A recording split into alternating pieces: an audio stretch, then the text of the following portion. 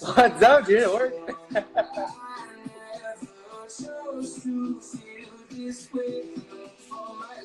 we go. Ready?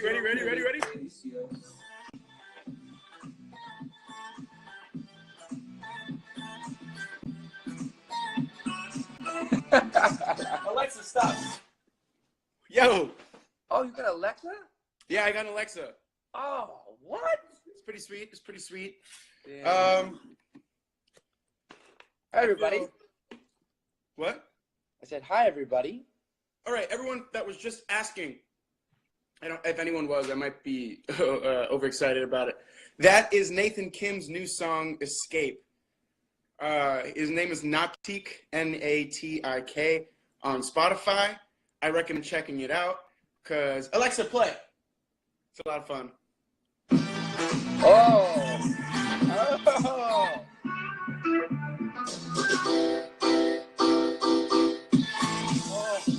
Right? It's a really good vibe. All right, Alexa, stop. Isn't that fun? That's a really good song. All right, so let's get right to it. Sorry, guys, I'm currently in the middle of eating my breakfast, so I hope you guys don't mind. Yes, it's noon. Yes, I'm eating breakfast. Deal with it. Having cold coffee. Intermittent fasting. I'd like to announce, for any of you that don't know, the handsome man that is currently below me. His name is Jordan Joseph Morello. Thank you so much. I almost said Anthony. I know. I heard the hesitation in your voice. I was like, Jordan Joseph Morello is my best friend. My best friend since we were 2 years old. It's about 23 years now. We're both turning 25 soon. It's kind of scary. We're not going to talk about it. Jordan is going to be here to talk about Tuesdays with Morrie. Also, yesterday or 3 days ago, he put out a challenge for all of us. Well, to me, so naturally that means all of you as well. And so we're going to start this live with a very new thing. It's our 20 push-ups that we're going to do. Because what we do is we do 25 push-ups as many times as we can throughout the day. And then slowly you realize, oh my God, I've done way more than 100. Mm-hmm. So sorry, that was Dom just called me, actually. I'll have to text him. So everyone, we're gonna do push-ups together. Jordan's gonna do it too. oh yeah, here we go. Let me So here we go. take care. All right, Ready? I think you can do it that way. Oh, nice. That's a good idea. That's a good idea. All right. 30. What are you at? 10. Is everybody doing their push-ups? I hope so. Yo, why are you breathing so hard? Because I'm using parallels. What are you using? Oh, the ground. Damn, are you? I'm inverted. My feet are like 6 feet off the ground. So are mine. Mine were on a chair. I'm going to show you guys my setup for push-ups. Put mine on the wall. I was doing it. My parallels and my little chair. So 100 push-ups throughout the day. If you do that at least 4 times, You do 100 push-ups. It's really easy. I actually have to go to the gym later, too. All right. I got the blood flowing. So one thing I wanted Jordan to talk about, because he had brought it up to me when we were talking about our goals for the coming year. That's something Jordan and I do as best friends. We talk about stuff like that. We see how we can help each other, how we can push each other, how we can build each other up. Oh. Wow, I'm way too out of breath after those push-ups. Take a second. Take a breath, man. Take a breath. We do, we try to see how we can build each other up. So Jordan told me that instead of making New Year's resolutions, he makes a goal sheet. And I wanted him to talk about what that was, how he creates it, and how that has proven to benefit him rather than resolutions. Remember, resolutions only work if they work for you. Mm-hmm. So that's one of the things Jordan's going to talk about. So go for it. So every year, I'll buy a notebook. So I get a new notebook, and in this notebook, I write down my goals. So that way, whenever I hit something, it could be a daily goal, and I use this as a journal. It could be a daily goal, it could be a weekly goal, and then I have my monthly and my year-long goals. So I make sure that I can check those off. Wait, so clear it up. How many sets of goals do you have? at one I time? have four. Four. Four. So As everyone listening, I four have my sets of daily goals. goals. So I have 4 goals. I have my daily goals, I have my weekly goals, monthly, and then I have my long-term goals, right? Mm-hmm. So my daily goals are not even big goals. So that could be me as small as like making my bed every morning or saying that I'm going to keep my apartment clean today. You know, whatever it is that's bettering myself for tomorrow. So it could be, you know what, I don't feel like working out. Like yesterday, I did not feel like working. I could not dig deep down enough to get the motivation to go work out. So I hated it. I just couldn't do it. So yesterday, my goal was to get through that workout, do it as best as I can, and then the next day, you know, feeling better, I would feel good. You know, I would better myself for the next day. So usually it's daily, weekly, monthly, and then the whole long-term goal. So yeah, it's pretty much like a habit tracker. So this is what I keep. I keep a notebook because I like to write things down. I don't really like technology. I try to stay away from it because I don't know. I don't pay attention as much. I'm somebody that gets very distracted easily. And with a goal sheet, something I can see that's tangible and I can write down, I follow it easier. And that way, like, it's the subtle, it's the knowing of me being able to put a check mark next to it that it feels like it's accomplished. You know what I mean? So, like, I'll write something down, say, all right, I got to go do my laundry later. And then after I do the laundry, I come home like, yes, check mark. It feels good to put that check instead of just clicking on your phone. You know what I mean? So that's the one thing that I like to follow. Something tangible, something that I can write down. I mean, I don't know. For me, it's like technology kind of takes away from that. But yeah, trying to think what else I can go into with these habits and these goals. What other questions should we ask? I will say that for me, oh, having something tangible to check off really helps.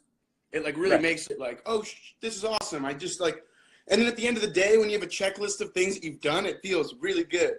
Right.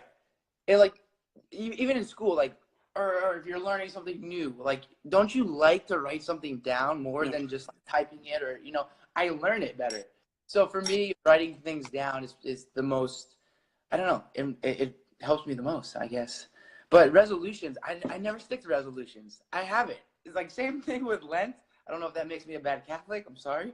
But I don't stick to them. Like every year, I'm like, I'm going to eat less chocolate. But like, I do it and I eat chocolate. So those never work for me. So then I feel unaccomplished and I feel bad about myself.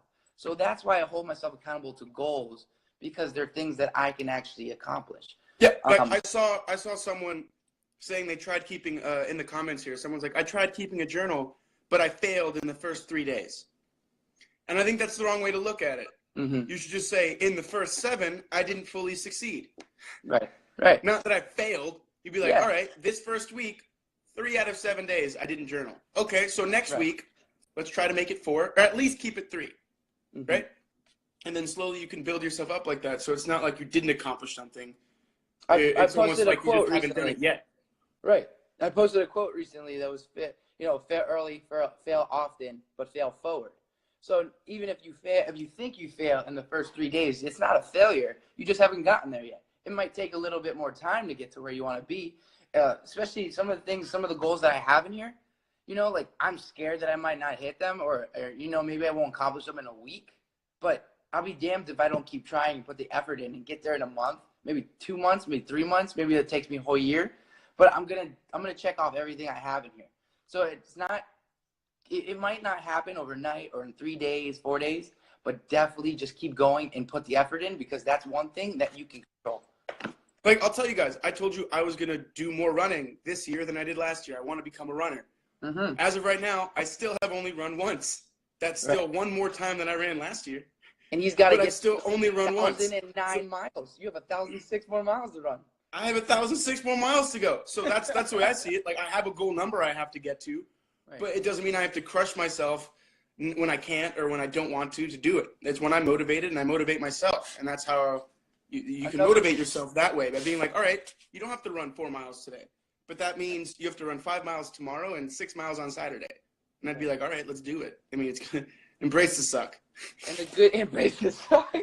But a good thing is that you have somebody there to hold you accountable.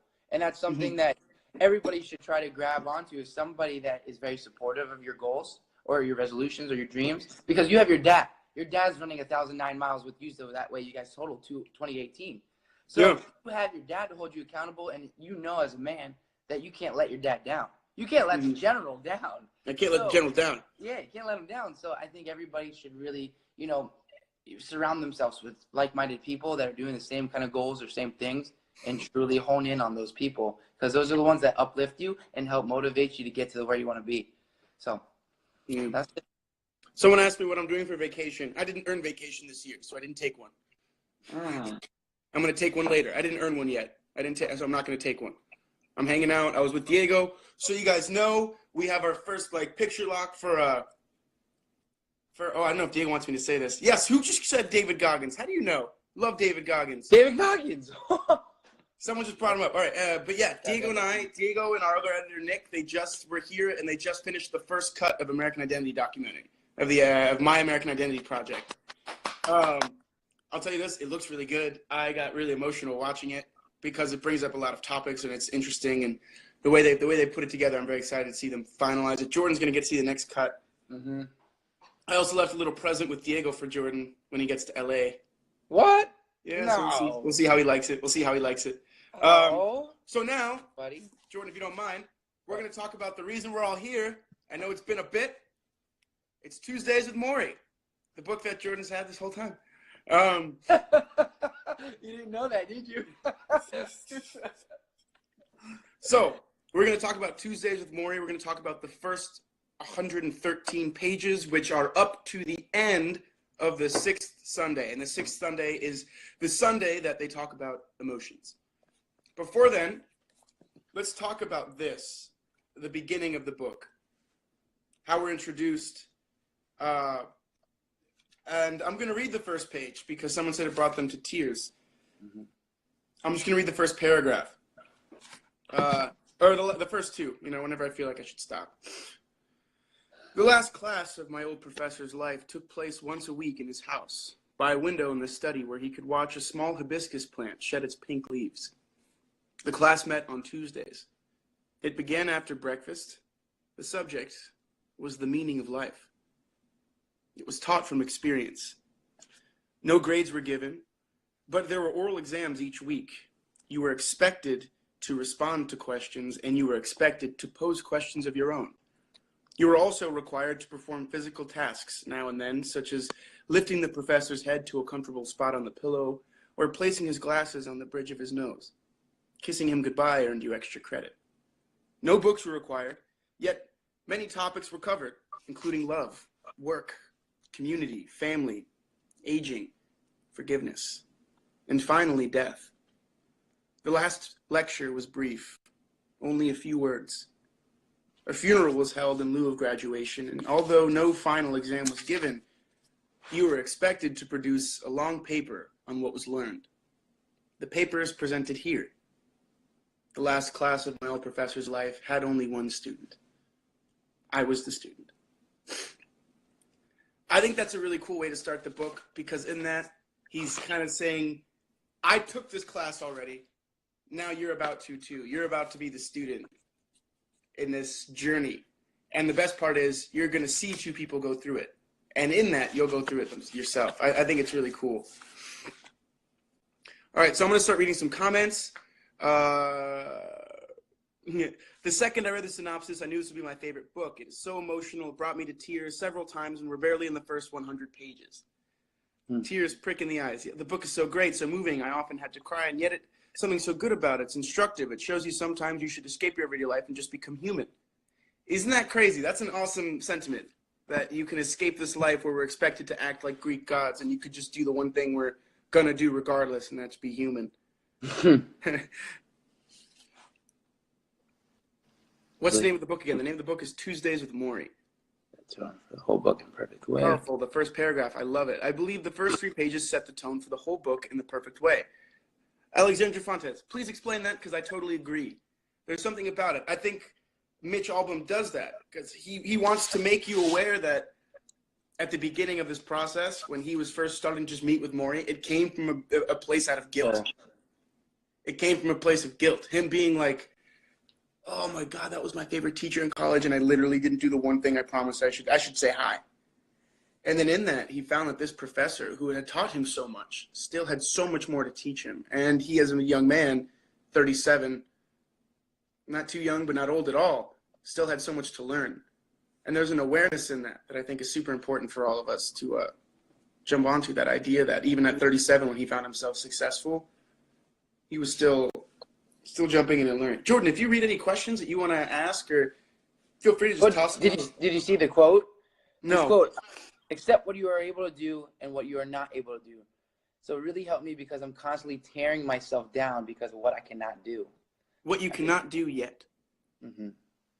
See, that's something that I learned in acting class. At NYU, we had this teacher who, there are moments when you had to be very honest with your scene partner. Honest to the point where you would never say these words to other people. Like, I hate you. Like, go yourself. Like, things like that. You would never do that with such like a violence. But in class, you'd get to these points where you felt that way. So the teacher always told us to be like, say right now. Because you don't hate this person. You hate them right now. Mm-hmm. You don't want this person to go kill themselves. Just, you want that right now. And that's okay. It's a completely honest feeling. Just know that it's only honest in this moment. Because the minute you take yourself out of the moment, then you'll realize, I don't want that from that person. I love that person. They were just helping me become a better actor today in our scene, and our scene work took us to this place. So I think the same definitely goes for, I haven't succeeded.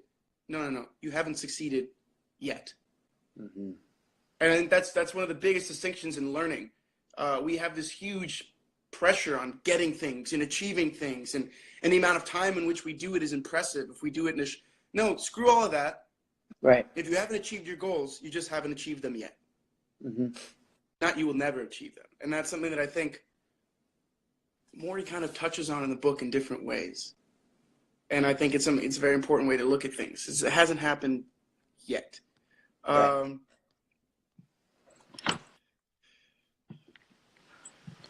Do I read more at night or during the day? Jordan, when you read, do you read more at night or during the day? At night. If I read, it's at night. Do you read I read when I can. When you can?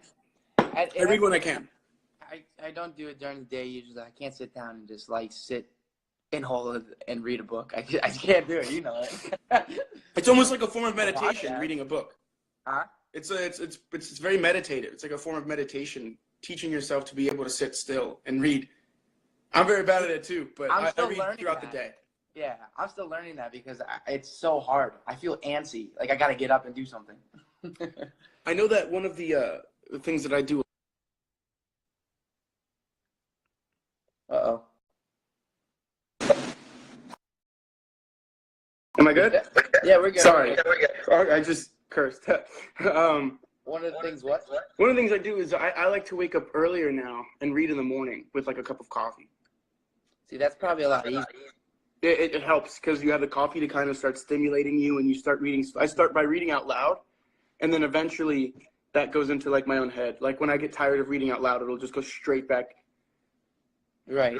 See, because I read at night, and I'm like 3 pages in, and then all of a sudden the book's on my face, and I'm asleep. That's why I can't read at night, because I will fall asleep. But sometimes I do that on purpose. I read myself to sleep. Yeah. That's exactly what I do. What was I going to tell you guys? There's a book that I'm going to read soon that I wanted to. Oh, Meditations on Life by Marcus Aurelius. That's in the mail. I'm going to start reading that. I think, Jordan, you and I should read that together for sure. I've heard good things about that book.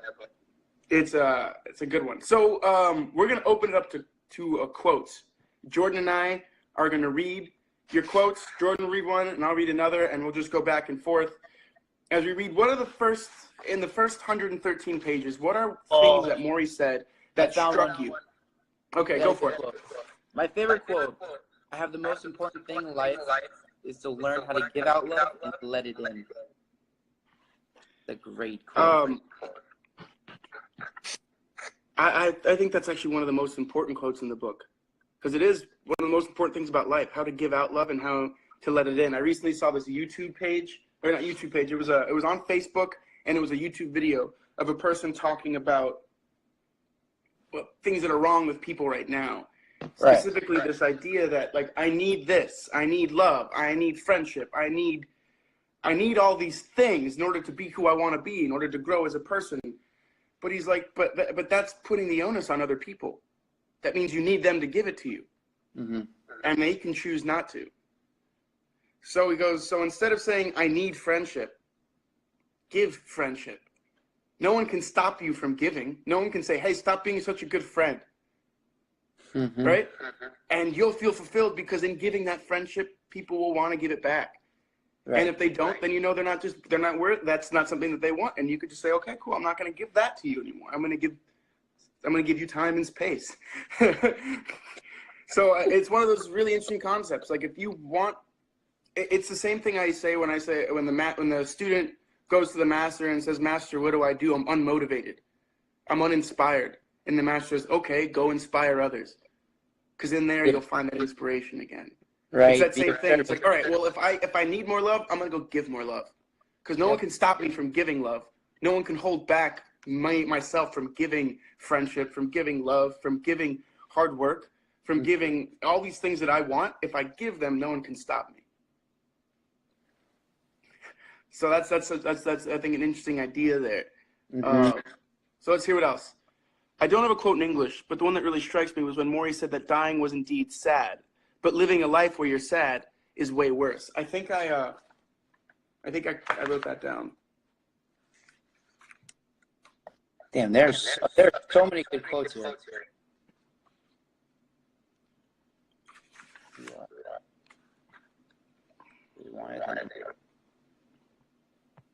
Okay, I found the quote. It says, I'm going to read the paragraphs too, so you guys kind of have this. It says, for a while we just ate like that.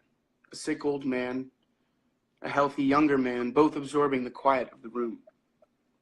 I would say it was an embarrassed silence, but I seemed to be the only one embarrassed. Dying, Morrie suddenly said. There's only one thing to be sad over, Mitch. Living unhappily is something else. So many of the people who come to visit me are unhappy. Why, Morrie? Well, for one thing, the culture we have does not make people feel good about themselves. We're teaching the wrong things. And you have to be strong enough to say that if the culture doesn't work, don't buy it. Create your own. And that's, I think, what I was just kind of saying. Mm-hmm. I think Jordan and I don't know if I'm speaking for both of us here, but I think that's what we do with each other. We're like, we're not going to be what people allow or accept. We're going to be what we think people deserve.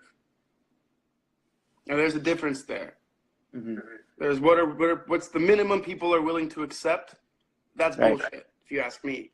Instead, be the person and give what you think everyone should deserve, and then you'll see a complete difference in the way people treat you and the way you treat the world and the way you see things.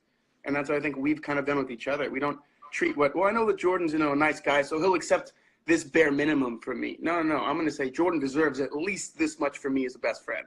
Mm-hmm. And I'm going to try my best to at least give that, if not more.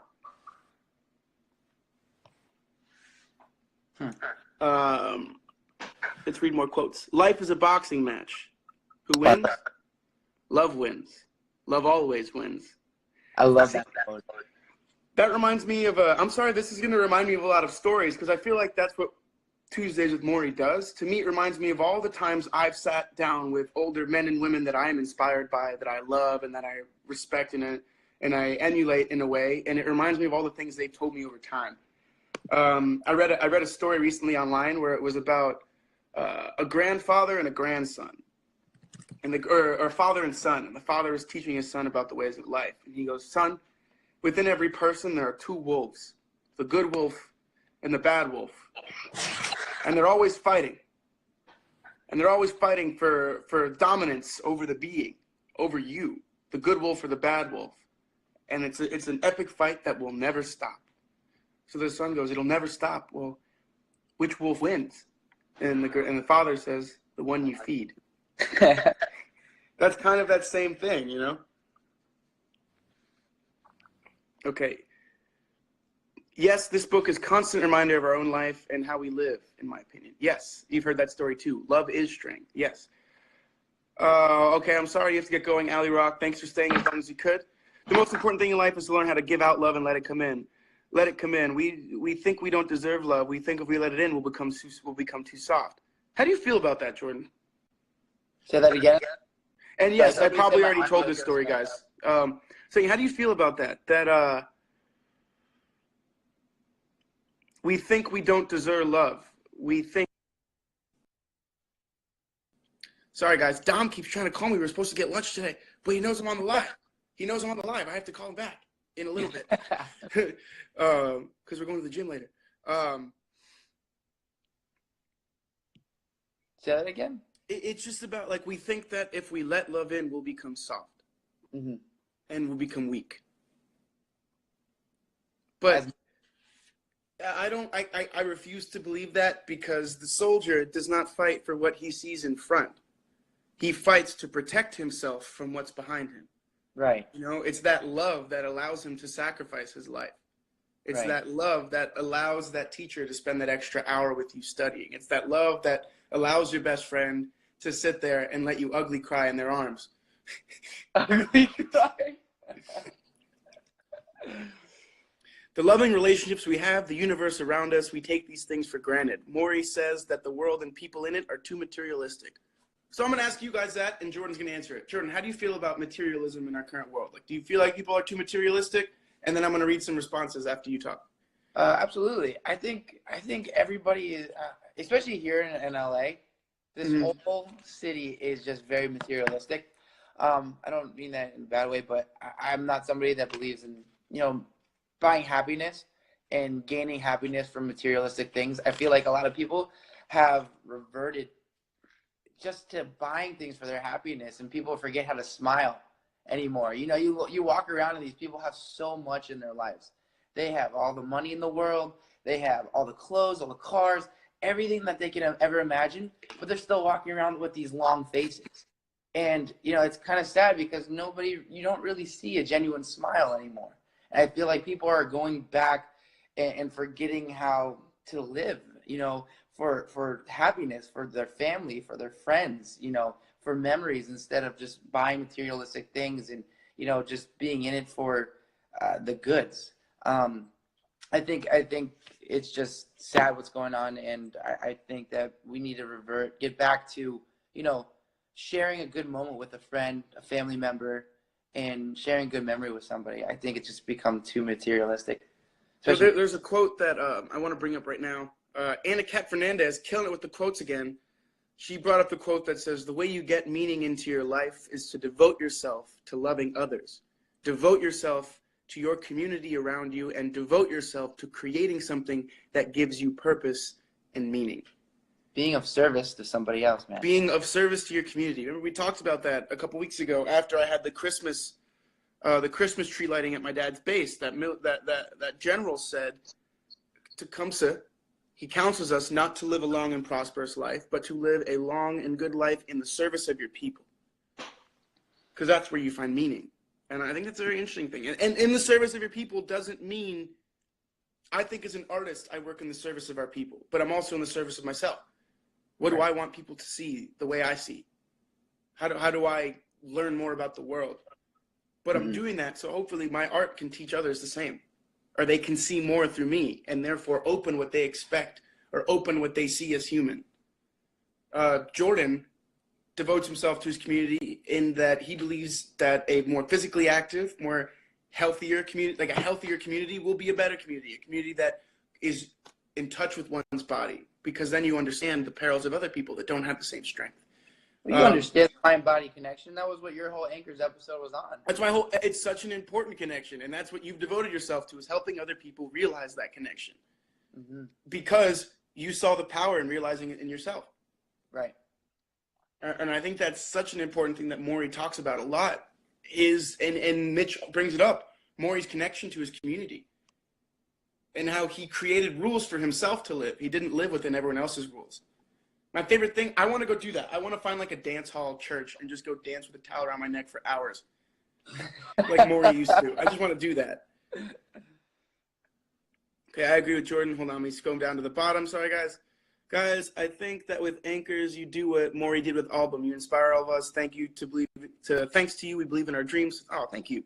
Thank you. That's awesome. What other quotes do we got? I'm going to read another part that I wanted to bring up if I haven't brought it up yet, because I had it underlined. All right. I do want to talk about this one line that takes up a whole page. And I know why it takes up a whole page. It's so important. A teacher affects eternity. He can never tell where his influence stops. Henry Adams said that. And I think everyone has this idea that a teacher has to be the person that keeps you in a classroom for 9 hours, you know? No, a teacher is anyone that gives you the opportunity to learn. So I think you guys should all be aware of how often in your lives you can be a teacher. Because you never know where your influence ends. Niner girl 6 knows exactly what I'm talking about. Being a teacher, she knows that she will never know how awesome she is to these students. You know, for them, it's a year in her life. For her, it's a year in her life. She meets hundreds of students, I'm assuming. I'm sorry if I'm speaking out of turn. But The influence. you never know that one lesson that you taught, that one thing that you happen to do when someone gets mad at you in the street, and instead of yelling back, you kind of just smile and you let that person go, and someone goes, why didn't you yell? Because, you know, maybe they're having a hard day. And then that other person says, wow, next time someone does that to me, maybe I shouldn't yell. Maybe I should take in what their day might be like, you know? Right. Allow yourself to be a teacher, and you will be surprised by how much your influence really affects people and how much you feel it, and then how much you allow yourself to learn the minute you you decide to see yourself as a teacher too. Somebody just said some of the most influential people in their life are professors. I mean, did you have some of those in NYU that you still look up to this day? I know that my acting teachers still sit on my shoulders every day. Mm-hmm. Is this as far as you can go? Can you do more? Can you ask more questions? Can you work harder? Because that was what happened in school. They were like, great, you did this. We expected this. Right. Okay, great, you did this. But now that you kind of had that time to learn, we expected this. Right. You know, the bar for them was never met. It was always like, all right, you can do what we ask of you, but can you do more? Because that's what pushes you to, you know, it was, yeah, so I always feel them here as those things. But my biggest teacher in my life has been my parents, you know, my mom and dad. And they're always on my dad is always there with his stories and his little ideas and his Cuban sayings. And my mom is always there with her unquestioning and ever solid just understanding of what's right and wrong. Mm-hmm. So yeah, those teachers never leave me, and I don't think they ever do. And Matt 76, you're right, Jordan is quite dreamy. Oh, stop. I wanted to read somebody's quote. They said to read. Go for it. It was on page 43. It's kind of long, but it says, so many people walk around with a meaningless life. They seem half asleep, even when they're busy doing things that they think are important. This is because they're chasing the wrong things. The way you get meaning into your life is to devote yourself to loving others, devote yourself to your community around you, and devote yourself to creating something that gives you purpose and meaning. So for me, I mean, I think that's one of the most important quotes in my life. You know, I want to influence the world or whoever I can, especially in the fitness and health industry, you know. And if I can be of service of anybody, you know, somebody taught me recently was being of service of others. You know, if you don't have something to do that day and you feel like you can't work on your craft, or you can't, you know, excel and keep going, or you can't work on your certain, you know, your goal, be of service of somebody else. Help somebody else. If they need a helping hand, you know, if your friend needs I don't know, a favor, or even you see somebody on the street that needs help, be of service of them and devote yourself to creating that and creating something beautiful with somebody. You know, I just realized that recently, being of service, and I think about that every day now, and that helps me throughout my day. It's like the same thing in The Alchemist, you know, coming to your personal legend. But I don't know, how do you feel about that quote, like especially being of service of somebody else? Okay, hold on. Someone said, being a nurse, you are present for the hardest parts of people's lives. I've never heard a single one complain that they missed out on buying something, but they all wish they had given more love. Yes. Yeah. working. I think that's super interesting.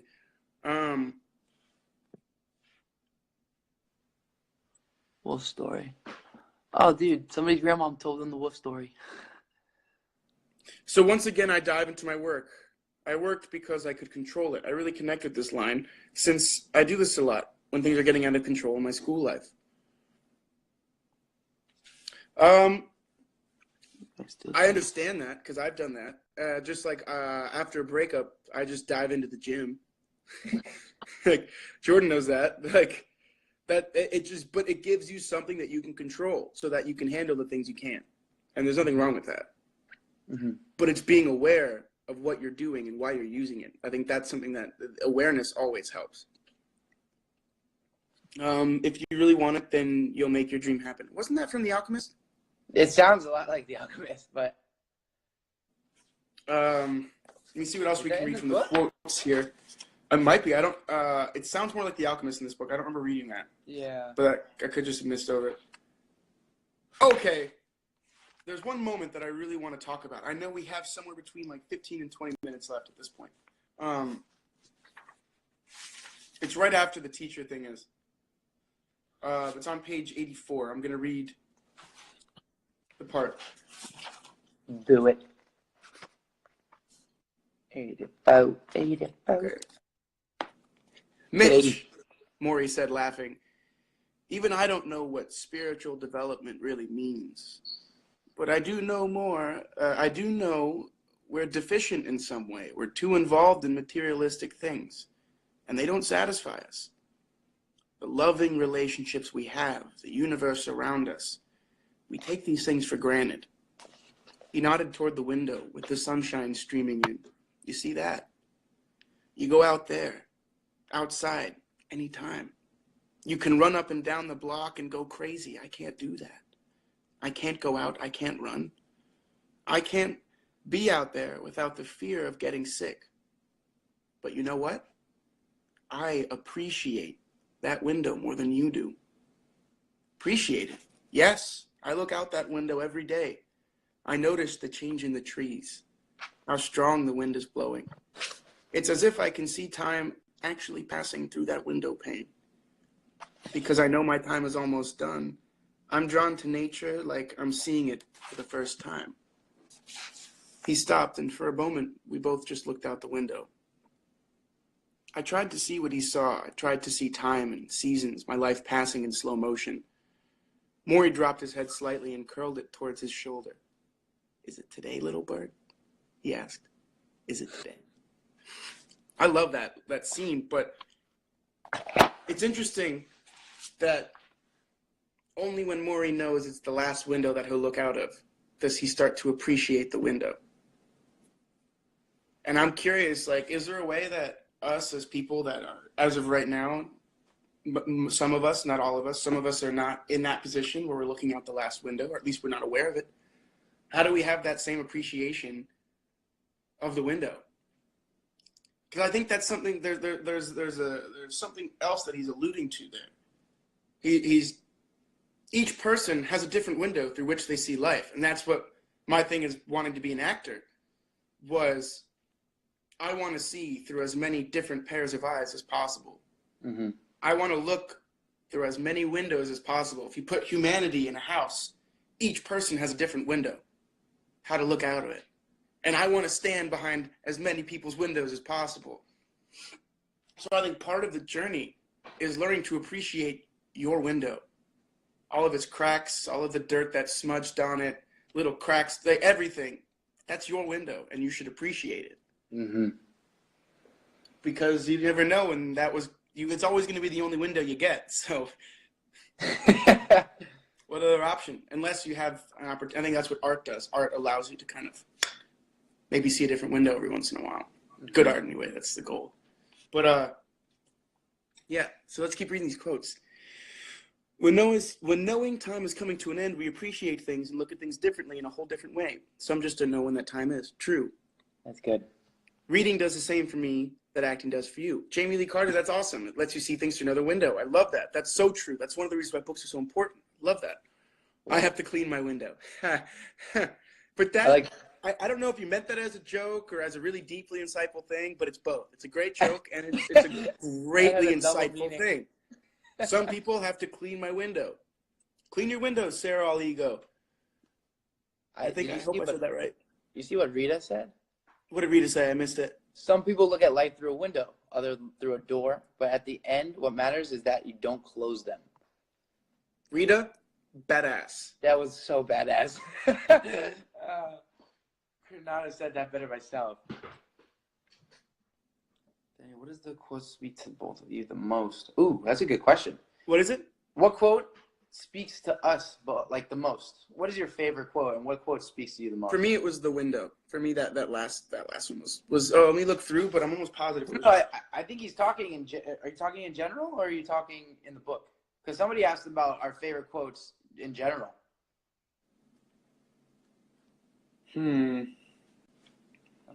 Diego has a really good favorite quote. I don't remember what it is right now, but I know that when he first said it, he's like, "It's my favorite quote of all time." Mm-hmm. It was an amazingly respectable quote for a man to have as like his quote of life. I can't remember what it was. I wish he was on this live right now. Damn it.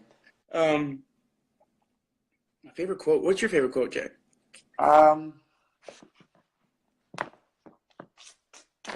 Man. That's a tough one for me, man. Quotes are so meaningful in my life. I don't think I have a specific one. I think I have like multiple quotes that I turn to when I need that type of motivation in my life. So it could be a quote about love. It could be a quote about me following my dreams, or a quote about motivating, inspiring myself. So I think there's a multiple. One of my favorite quotes that's very simple is the one that I tweeted recently. The one about failure, fear has two meanings. So for me, that one kind of spoke to me. You remember you put it on your bio? Yeah. So, I mean, you can either forget everything and run, or you can chase what you after. So it's up to you. One of my favorite quotes that I've recently started to see in action more and more. Diego brought it up to me when I talked to him about the documentary. He's been in Toronto for a few weeks, editing, and him and then Nick, awesome guy, Envy the Living. You guys should check him out. Mm-hmm. They all were like, I was talking to Diego. I was like, how do you know sometimes, like what you're going to put in, what shot you're going to use? And he brought up this Stanley Kubrick quote. Say that 5 times fast. Stanley Kubrick quote. And the Kubrick quote was, I'm paraphrasing. I may not always know what I want, but I always know what I don't want. And that's super important, I think. Like in life, we feel like we should always know what we want. And I think that never happens. I never know what I want. But I always know what I don't want. And then when I choose to listen to that and when I choose not to is where things happen. Mm-hmm. Niner Girl's favorite, fail. First attempt in learning. I love that. But yeah, for me, it's I may not always know what I want, whether it's who I am as a person, whether it's what I want to do with my life, whether it's I want to see someone, whether it's I want to do. I may not always know what I want, but I always know when I don't want to do something, when I don't want to be at that place, when I don't want to be with that person, when I don't want to eat that. Like, even little things. I always know what I don't want. And it's when I choose to accept that or not that it becomes. Right. I actually know my favorite quote, but it's very long. It's by Theodore Roosevelt. Everybody should take a look at that one. I know which one is my favorite now. What is it? Okay, this is a long one. So I'll pull it up if you want. Or you have it pulled up. I have it pulled up. Okay, let's hear it. So this is by Theodore Roosevelt. It is not the critic who counts, not the man who points out how the strong man stumbles, or where the doer of deeds could have done them better.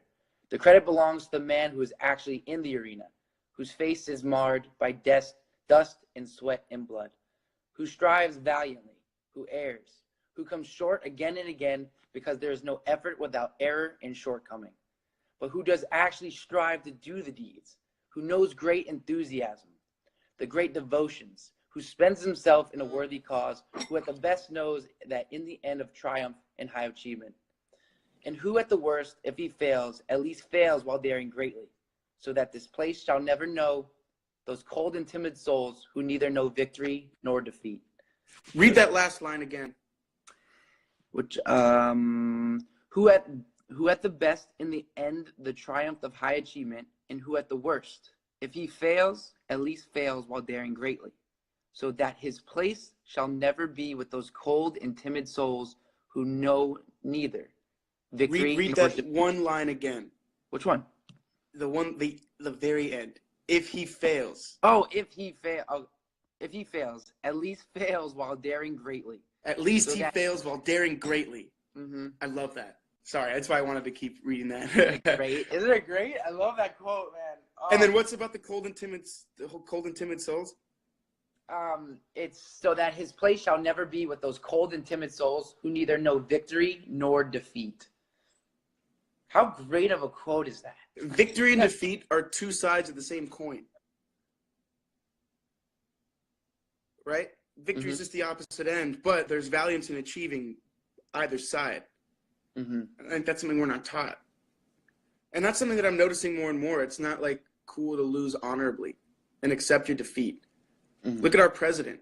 To this day, he still feels the need to extrapolate on his victory as president. Right. He couldn't accept victory. I won. Okay, cool. Time to move forward. He still has to do it. I don't know why. I don't know where that insecurity is coming from. But I don't think that's the way you should.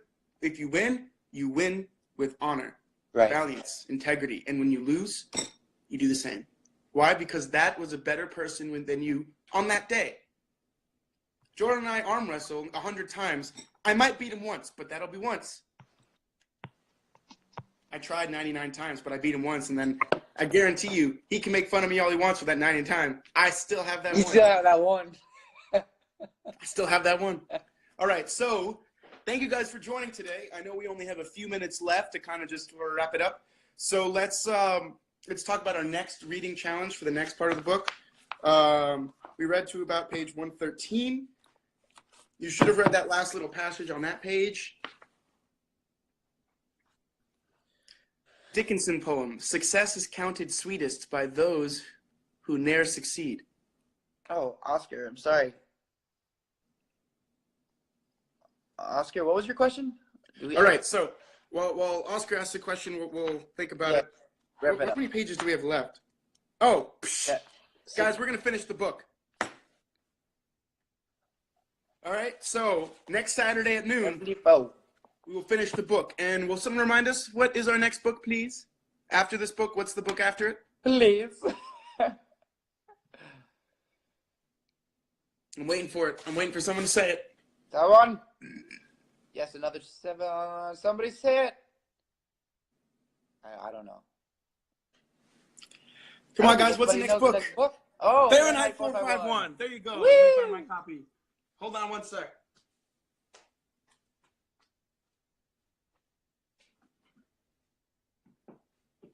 Oscar, what's your question? Or if we don't have time, just shoot me a DM and I'll answer your question. So we will finish Tuesdays with Morrie for Saturday at noon. Finish the rest of the book. You're going to love it. Then, Fahrenheit 451. We will start this awesome adventure. I'm going to read the back of it for you guys real quick.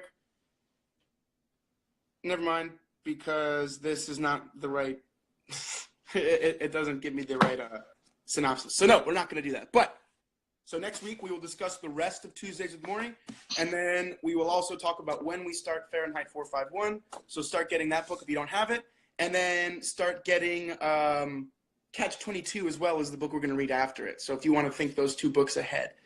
Thank you all for your time. Thank you guys for joining. Jordan, everyone, let's give Jordan a little round of applause. Bye, guys. Thank you so much for having me. For thinking in. Bud. Jordan, what's the date for next week, next Saturday? I think it's the 21st, but we'll see. 21st? Dude, where are you? Is it 21st? I could be wrong. January has flown by. I don't know where my phone is, man. Oh, I'm on it. Oh, my God. Oh, my gosh. I'm thinking I'm on my laptop, dude. Yeah, and that was on live. That's great. Nice. Everybody, clap it up for me. I'm a smart guy. Damn. I don't have a calendar on this. I don't know how the Mac works. See, I have a calendar, but it's not coming up right now. Anyway, January the 21st, right? The 20th. It's the 20th. The 20th. All right. So January the 20th at noon on Saturdays. As you guys know, noon on Saturdays is our thing from now on. So noon Saturday, we will talk about the rest of Tuesdays with Morrie, and then we will discuss our next reading assignment, Fahrenheit 451. Thank you guys for your time. Thank you so much for joining us today. Thank you, I guys. have to finish my breakfast. I hope today's book talk, I know it was a little different, but I believe our conversation was still like it's in the same energy field as Tuesdays with Morrie, and that was my goal for this first talk. The second talk will be a little more in depth because we'll have read the entirety of the book, and it's an easy to really dive into. It's really good. So we'll do that next week. Thank you, guys. Everyone have a great weekend. Everyone keep reading. Jordan, I'm going to FaceTime you in a minute. It's been a pleasure, guys. Until next time, keep reading, keep being awesome, keep being positive forces of change in your communities and world. Mikey Bizzle in the house. I got to text Dom, too. Oh, yeah. But all right. Peace, guys. Bye, guys. Have a good one. Huh? No, I'm telling everyone I'm going to save the live. Have a good one, guys.